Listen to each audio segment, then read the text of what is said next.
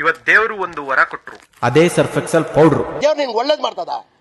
ಒಂದ್ ತಿಂಗಳಿಂದ ತೊಳೆದೇ ಇರೋ ಬಟ್ಟೆಗಳನ್ನ ಇವಾಗ ತೊಳಿಬೇಕಂತ ಡಿಸೈಡ್ ಆಗಿ ನಾನು ನನ್ನ ತಮ್ಮ ಬಟ್ಟೆ ತೊಳೆಯಕ್ ಹೋದ್ವಿ. ಆ ಬಟ್ಟೆ ತೊಳೆಯೋ ಟೈಮಲ್ಲಿ ಇವ್ನು ಹಿಂಗೆ ಹೇಳ್ದ, ಬಟ್ಟೆ ತೊಳೆಯಕ್ ಆಗ್ತಿಲ್ಲ ಬ್ರೋ. ಬರೀ ಇಂತದೆಯ. ಒಂದ್ ಒಳ್ಳೆ ವಾಷಿಂಗ್ ಮಿಷಿನ್ ತಗೋಬೇಕು ಗುರು. ನಾನೊಂದ್ ಜಾಗ ಹೇಳ್ತೀನಿ ಹೋಗ್ತಾ ಅಲ್ಲಿಗೆ. ನಮಸ್ಕಾರ ಕಡೂರು, ನಾನ್ ನಿಮ್ ಸುಜು. ಇವತ್ ನಾವು ಬಂದಿರೋ ಜಾಗದ ಹೆಸರು art star Kadur. Disney art star ಅಲ್ಲ ಕಣ್ರಪ್ಪ. ಇಲ್ಲಿಗೆ ನಾವು ಬಂದಿದ್ದು ಒಂದು ವಾಷಿಂಗ್ ಮಿಷಿನ್ ಪರ್ಚೇಸ್ ಮಾಡೋಣ ಅಂತ. ಆಮೇಲೆ ಇವ್ರ ಸರ್ವಿಸ್ ಕೇಳಿ ನಾನು ಶಾಕ್ ಆಗೋದೆ.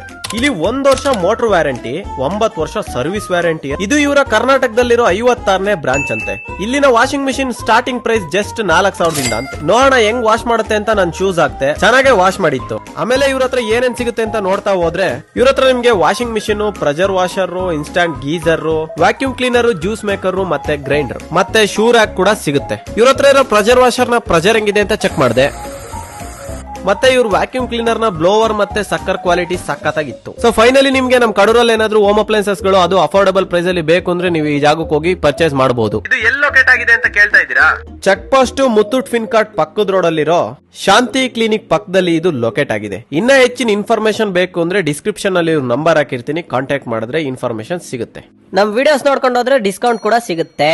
ಇಲ್ಲಿವರೆಗೂ ವಿಡಿಯೋ ನೋಡಿದಿರ ಅಂದ್ರೆ ನಮ್ಮನ್ನ ಫಾಲೋನು ಮಾಡಬೇಕಾಗುತ್ತೆ. ನಮಗೆಲ್ಲ ಗೊತ್ತಾಗೋಯ್ತು. ಮತ್ತೆ ಸಿಗ್ತೀನಿ, ಬಾಯ್.